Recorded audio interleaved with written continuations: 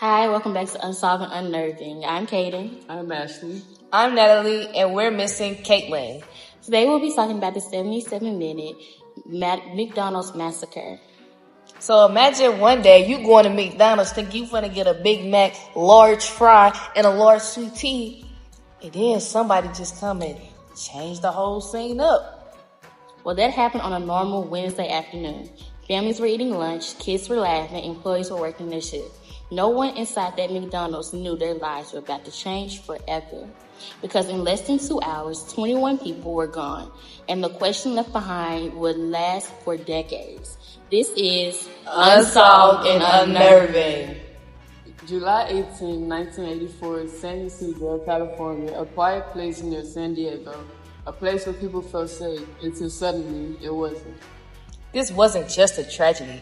It was a moment that forced people to ask difficult questions about warning signs, response, and prevention.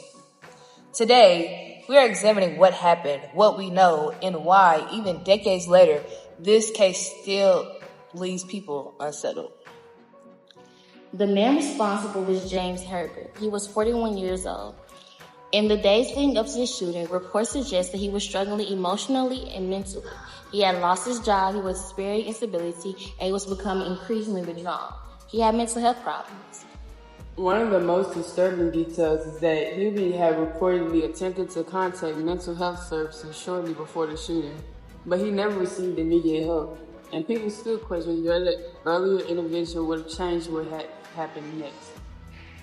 On July 18, 1984, Hubert entered the McDonald's armed with multiple weapons.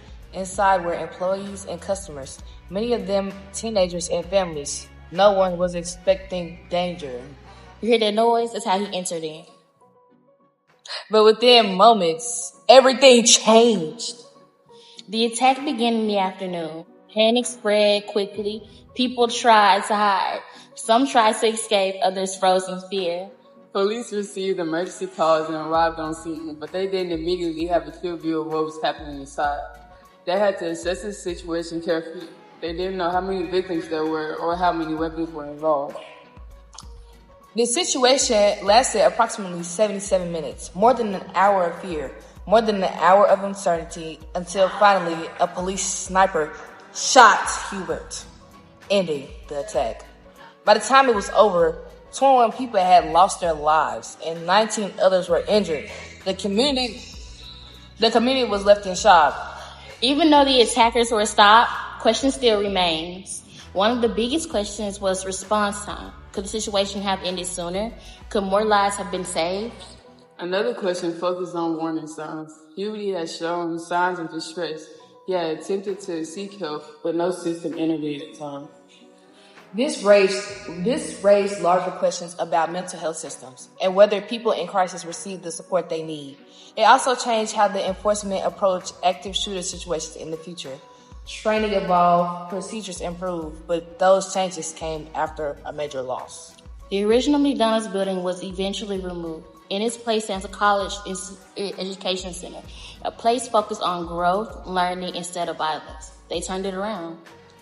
There is also a memorial honoring the victims, a reminder of their lives lost and the importance of remembering them. This tragedy became part of national history, not just because of what happened, but because of what it changed. It forced people to face uncomfortable truths about safety, mental health, and prevention. One thing this case reminds us is that tragedy doesn't just end when the event ends. Through families, communities, and memories, the tragedy can live on.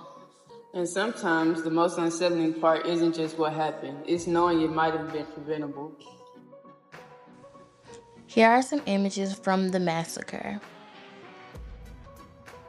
So how do y'all feel about this situation? Like, these people went into McDonald's trying to get a quarter-pounder meal, and tragedy just...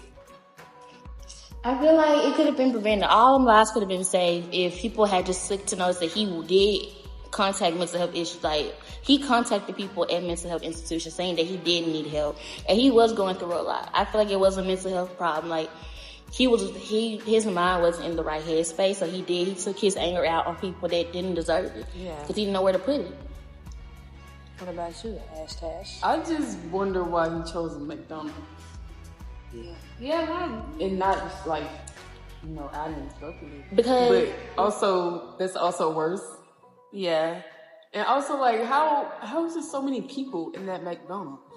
Like, that's a lot of people. yeah. Also, there's also research that they're saying that he told his wife that he told his wife he had issues and everything. He left his wife at home to go do certain things. Oh my God. So like his wife knew everything, what he's going through and all of it.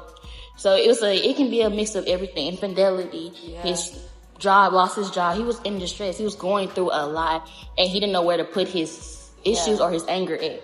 So he took it out on other people that didn't deserve to be taken out on.